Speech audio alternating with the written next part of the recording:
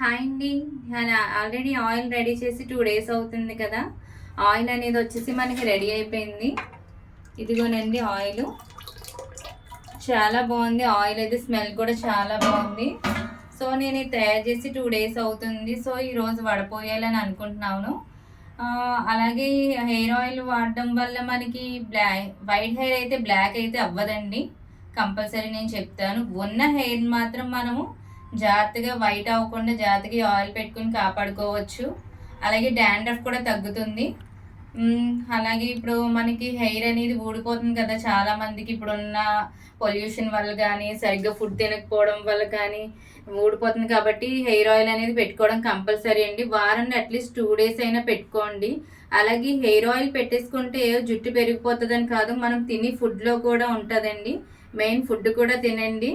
అలాగే hair oil కూడా పెట్టుకోండి జాగ్రత్తగా అందరూని. అలాగే మనం హెయిర్ ఆయిల్ని ఇప్పుడు వచ్చేసి వడపోసుకుంటున్నాము. బాటిల్స్ అయితే ఫిల్ చేయడం జరుగుతుందండి. మీకు ఎవరికైనా హెయిర్ ఆయిల్ అనేది కావాలి అని అనుకుంటే ఆర్డర్ అయితే పెట్టుకోండి. Thank you so much watching this video. Bye bye.